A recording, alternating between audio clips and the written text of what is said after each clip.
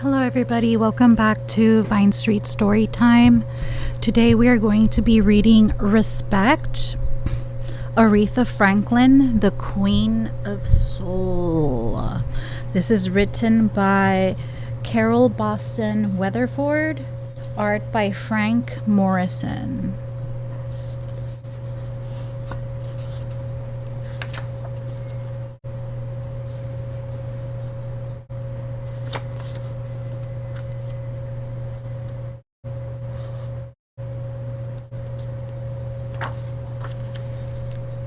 Blessed.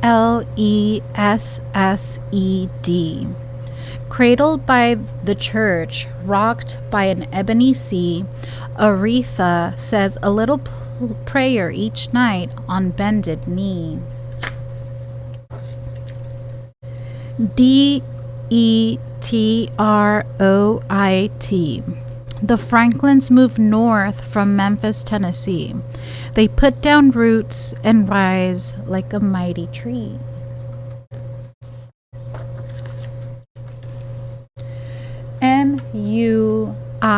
Music. Hand-clapping gospel. The Franklins' pedigree. Parents, children, praise the Lord in stirring harmony. Strife. Clarence and Barbara Franklin can't seem to agree. Daddy wasn't faithful, so Mama chose to flee. Gifted. Young, gifted, black, Aretha hears a melody. Then she plays the tune by ear, plinking perfectly. Example. Her preacher father fights for rights in his community.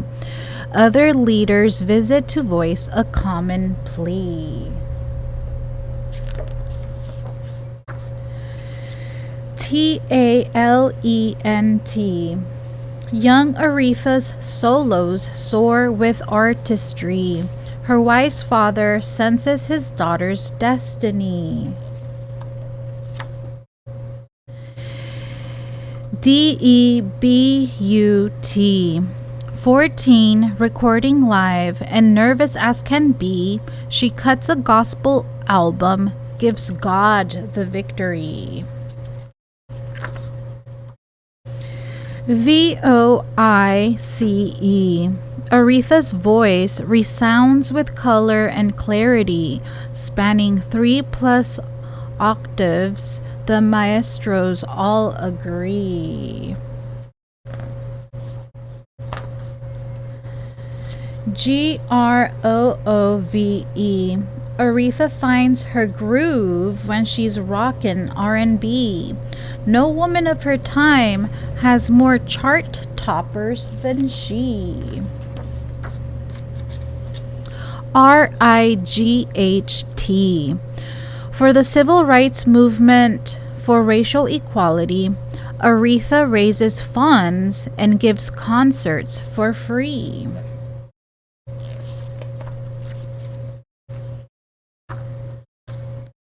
Someday we'll all be free.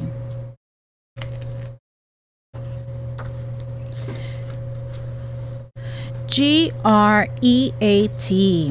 Aretha's crowned as Queen of Soul, our own royalty. She wins awards and accolades and more than one degree. Proud. When the first black president is sworn into history, the Queen rejoices with, "My country, 'tis of thee."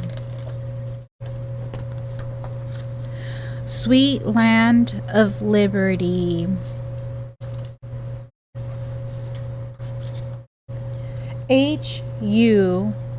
Humble. Aretha tours her queendom from sea to shining sea, but in Detroit, down to earth, she's known just as Riri. Respect. The Queen of Soul blessed us with a golden legacy, but she would probably call it the gift that God gave me.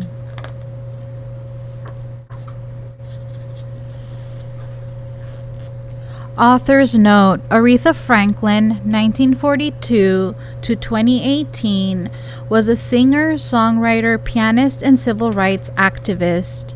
Hailed as the Queen of Soul, she was born into a religious and musical family in Memphis, Tennessee. In 1944, the Franklins moved to Detroit, Michigan. There, her father Clarence, a gospel singer known as the Man with the $1 Million Voice, became the pastor of New Bethel Baptist Church. Her parents separated when Aretha was 6, and her mother Barbara, also a gospel singer, died 4 years later. As a girl, Aretha learned to play piano by ear and sang with her sisters in the church choir. Touring the gospel music circuit with her father, she met singers Clara Ward and Mahalia Jackson and civil rights leader Martin Luther King Jr. At age 14, Aretha recorded her first album, Spirituals. The music industry took notice, and by age 18, Franklin had landed a contract with Columbia Records. She later signed with Atlantic Records, where she recorded a parade of rhythm and blues, R&B hits, including the song Respect. In 1980, she joined Arista Records, where her sales figures continued to earn her gold records. With 88 hit singles, Franklin is one of the best-selling music artists in history. She was also one of the first African-American artists to cross over and achieve success on both the R&B and pop charts. Franklin was not just an artist, though. She was also an activist. During the 1960s, she performed at benefit concerts to support the civil rights movement and quietly donated funds to bail protesters out of jail. Franklin appeared on television, variety shows, and her music has been featured on soundtracks for many television shows and movies. She also acted in 2 films, The Blues Brothers and Blues Brothers 2000. Franklin had a powerful mezzo-soprano voice and a 3-octave vocal range. During one awards show, she stood in for ailing opera star Luciano Pavarotti, astonishing everyone by singing the challenging aria Nessun Dorma. When she was in her 60s, Franklin studied classical piano with a teacher who had trained at New York's Juilliard School of Music. In her spare time, the mother of 4 enjoyed cooking. Family and friends called her by her nickname Riri. For many years, Franklin's fear of flying limited her touring. However, that diminished neither her fame nor her accolades.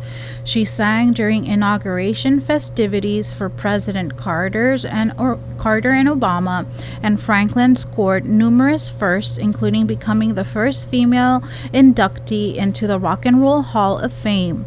She was also inducted into the Gospel Music Hall of Fame. During her career, she received 18 Grammy Awards, the National Medal of Arts, and the Presidential Medal of Freedom. For her lifetime achievements, Franklin was named a Grammy Living Legend. In 2010, Rolling Stone magazine named her as the greatest singer of all time. In Detroit, Franklin's adopted hometown, an amphitheater is named in her honor.